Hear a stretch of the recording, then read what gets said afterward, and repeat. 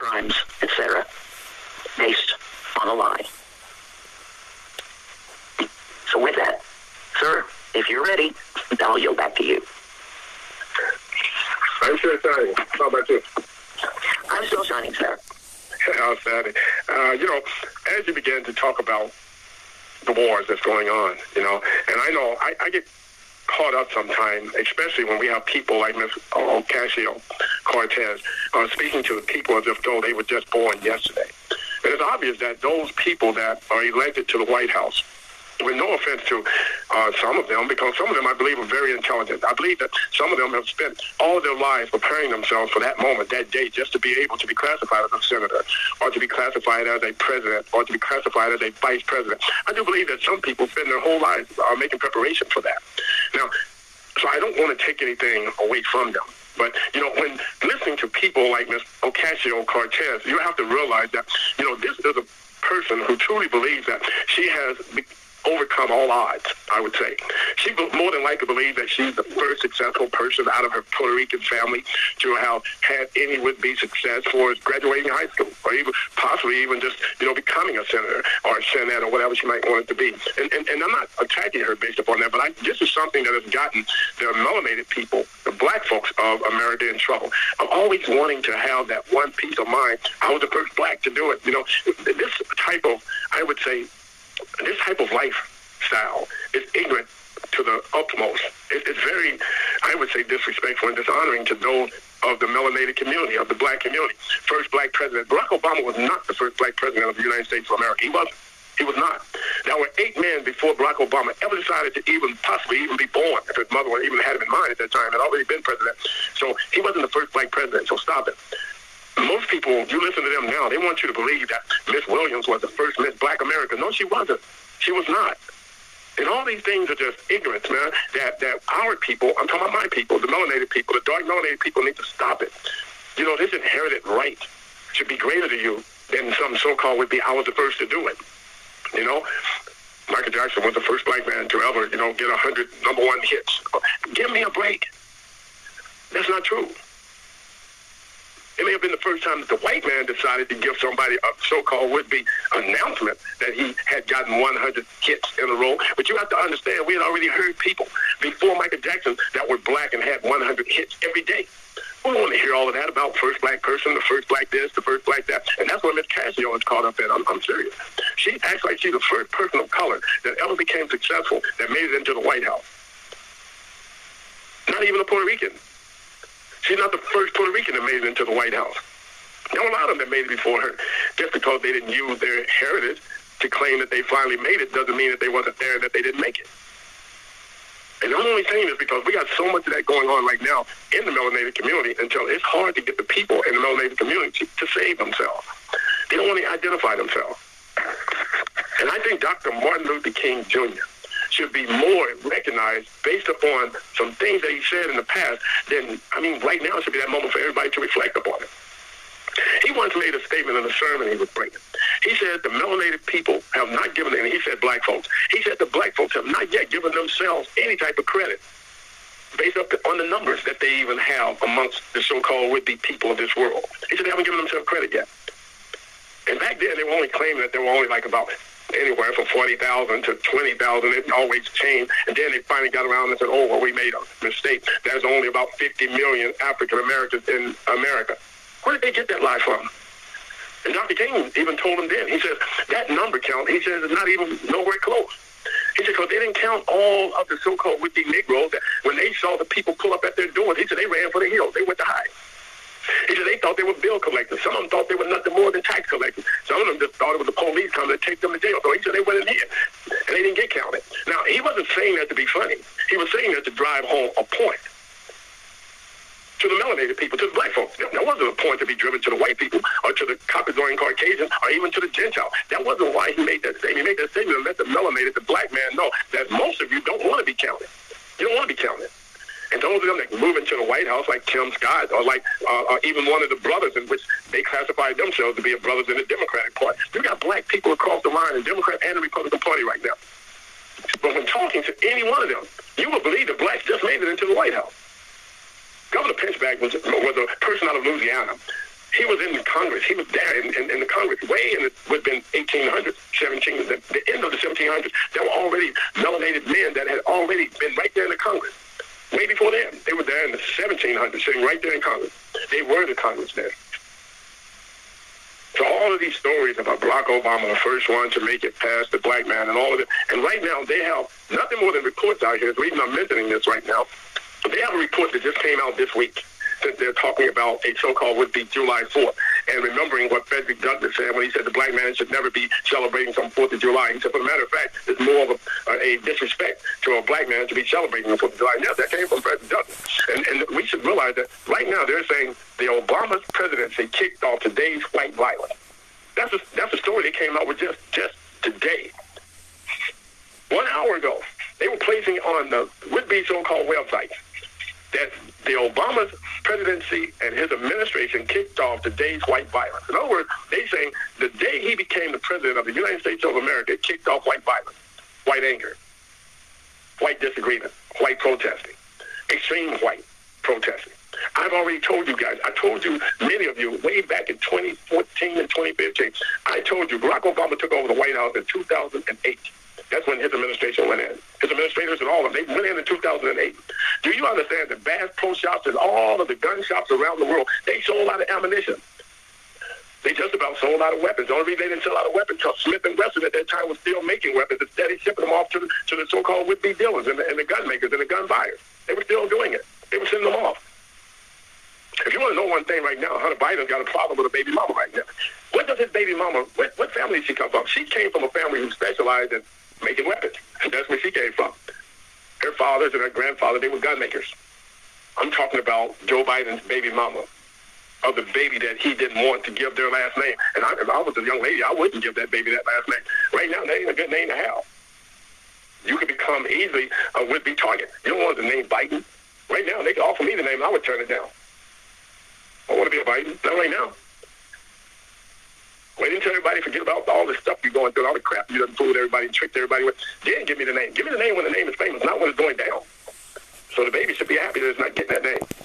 But right now, I'm telling you, Donald Trump is going to small towns, and they're talking about why is he going to small towns to campaign. Let me help you out, because in the small towns is where the majority of the white folks, Caucasians, the real extremists, that's where they hide out at, in small towns. They're in the valleys, they're in the mountains, they're under the ground, they're out there in sheds, they building sheds, they're going to Home Depot, they're going out there to Lowe's, they loading up stuff, and they're building nothing more than some underground shelters, and they all getting together, they're coming together, and yes, they're getting ready for a massive war. I'm not afraid to say that. No, and I'm not in any fear of it. Surely not. I'm just telling you what's happening. It's going to be a racial war. It's already going on. We already know that. And there's still some small towns right now that's got blacks in them that still don't recognize the fact that they're really free. They don't live like it. I'm just telling you the truth. You can take it for what it's worth. You Generation Z people, you go right ahead and believe that everybody is finally living the life that you're living, getting high, getting drunk, sleeping with your mama's mama and your daddy's mama just because you're a female and you believe it's okay now. I don't care. I'm just telling you what's happening right now. I'm giving you the prophecy in the way that you need to get it. No, we're not going to have no Sunday services. No, I'm not going to call Kanye over and have him lug over the would-be so-called music box with all of the keys on it so he can play different melodies and sing about Jesus Christ to you. I'm not going to be bringing over Drake so we can sit down and have a big old party where he's going to be gambling on NBA and basketball teams. I don't have time for all of that. I'm giving you it the way you need to receive it based upon the truth.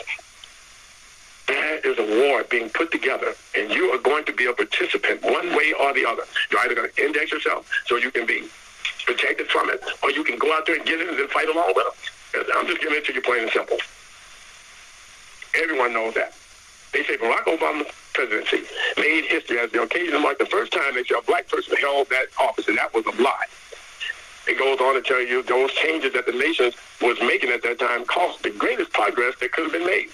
Too much of the whites, they would say tragedy, as it kicked off a surge of white violence, or white lash, they call it, that it still is playing out to this very day. They said a black man becoming president isn't the only reason why they have grown in this friction, they say, but based upon this loud so-called pride of white supremacists, they have marked and placed a mark upon those things that happened in the past. Do you understand that the Ku Klux Klan was just about annihilated? Annihilated. Yes, they were getting sued by every people of color on the planet. And by the time they started getting sued, their organization was losing so much finance, they had to start taking out loans. And they started taking out loans from people just like Warren Buffett. They started taking out loans from people like, I'm just calling them their names. Don't get angry with me. They started taking out loans for them because those so-called would-be supremacist Ku Klux Klans, and I heard the black people, they already said it, they owned all the businesses. Yes, they were the ones that was head of the Farmers Would-Be Association. They were Ku Klux Klansmen. They were riding down on horses with nothing more than ropes that they were using on horses and cows on the farm. But they were running the farms, and the Farm Association was their so-called would-be thing to fame. So stop it when they're talking about why were they borrowing money. They were borrowing money to keep their business afloat. The average businessman, at daytime, he was wearing a suit, a tie, and carrying a briefcase. At night, he was wearing a coca sack with 3 holes in it, 2 for his eyes and 1 for his mouth. He wouldn't have no holes on his eyes so he could hear anything. All he wanted to do was be able to see you and talk to you. That was it. No, he didn't have no holes in his nose. He didn't want to smell you either. All he wanted to do was see you and talk to you, like I said. And that was all he wanted to do. And at nighttime, he was wearing that particular outfit. And at daytime, he was wearing a suit, a tie, he was carrying a briefcase. Some of them was even sitting up there wearing badges. Some of them had gavels, and they were wearing black robes. Help me out. Ocasio Cortez says you don't understand. That was your KKK before they decided to say they almost went bankrupt and that their outfit became so small they had to disband. No, they didn't disband. And their outfit didn't become small. They regrouped. What's wrong with you? You can't even get a football team to lose a Super Bowl and not prepare themselves for the next year. What's wrong with you? Are you crazy? You don't outrun a man 100 meters one year and expect for him to come back the next year and be worse than what he was. He's going to go and get ready for you the next race. What do you think? They disbanded. That don't even make sense. They grew. They got bigger. And if you think that when you were watching those so-called documentaries where you hear them say, look out, niggas, the Klan is getting bigger. If you think they're playing with you while they're saying that, you've got another thing coming. And I'm not wanting you to join the race war. You got to somehow join in a manner where it can all go away. You're going to have to prosecute. You got to find truth. You got to bring these people to a position where the law can control that and take care of it. I'm talking about the real laws. I'm talking about the ecclesiastical laws. I'm talking about the laws that know the common laws. I'm talking about the international law. I'm talking about the rule of law. I'm talking about being transparent to get all of this done based upon the rule of law, based upon the people that are coming together in the 198 nations. Because you're never going to be able to win by yourself. Stop it. Stop it. You're not going to be able to do it. Every nation is going to come to this day together. Every nation. Every nation is going to come together. 198 nations. We hold these truths to be self-evident that all 198 nations are those nations that are saying now, we are the World Global Network, Reset, Restoration Network Family. And yes, we are a 198 solvent nation. These solvent nations make up of 7 billion solvent principles, 7 billion individuals who have finally come to a conclusion that we must all learn to live together as brothers and sisters, or we are going to die and terminate each other as fools. That's what they're saying.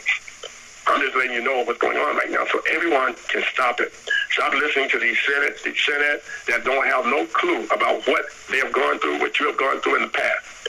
And they definitely can't be talking about the future because it is a known fact that if you don't know where you came from, you're definitely not going to know where you're headed, and you will never get to where you're going. You've got to remember where you came from.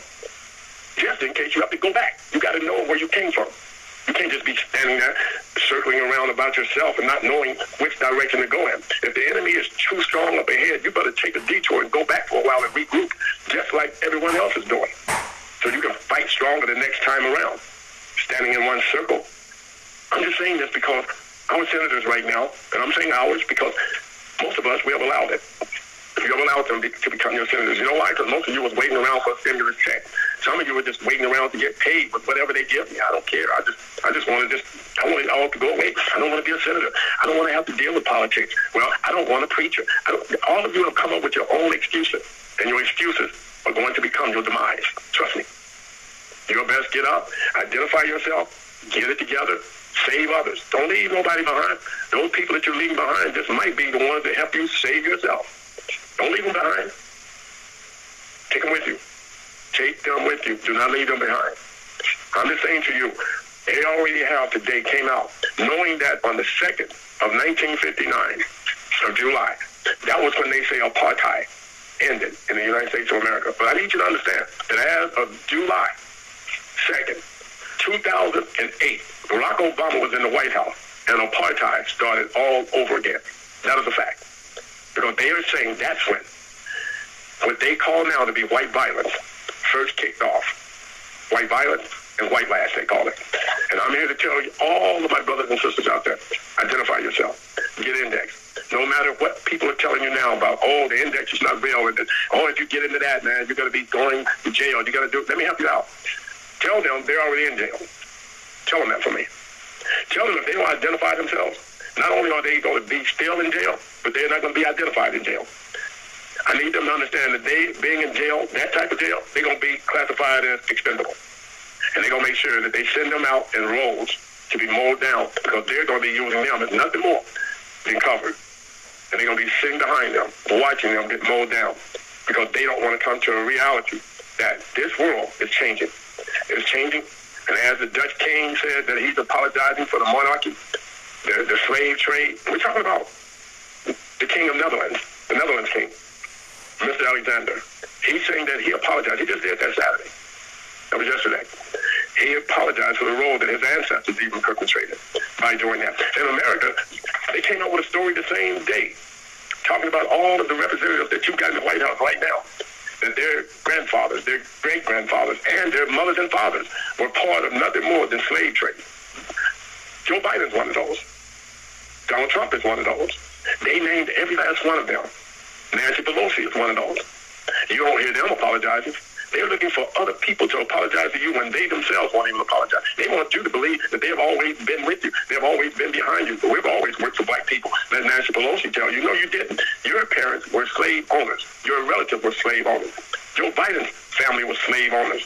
Donald Trump's family was slave owners. All of them have all been part of that same, what we call destructive world. And now they need your support. Think about it. We got work to do. I'm still working. I'm not going to stop. On your behalf, I won't stop. Can't stop. On your behalf. I'm looking outside my window. I know outside your window is just as dark as mine. Mine has a difference. I got a little small desk sitting outside my window, and on that desk is a small candle, but it's burning real bright.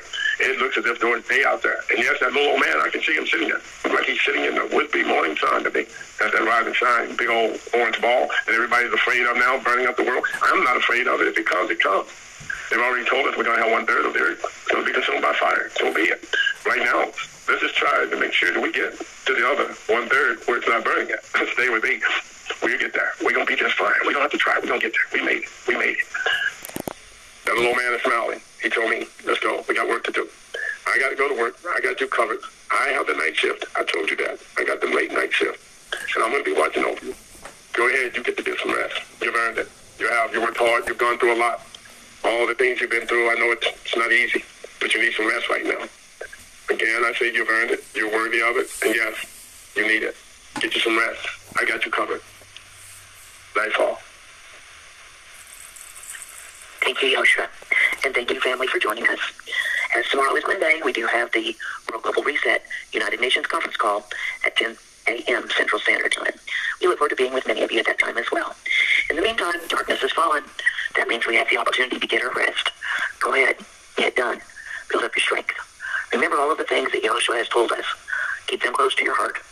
And know that if you are with him, he and the Father are with you. Keep that relationship strong and move forward. Go forward with a big smile on your face, knowing that Father Yah and Yoshua, they have us. Family, we love you, and we leave you with John 17:14-17. I, Yahushua, have given them your word, Father Yah, and the world has hated them, because they are not of the world, just as I am not of the world. I do not pray that you should take them out of the world, but that you should keep them from the evil one. They are not of the world, just as I am not of the world. Sanctify them by your truth, Father Yah. Your word is truth.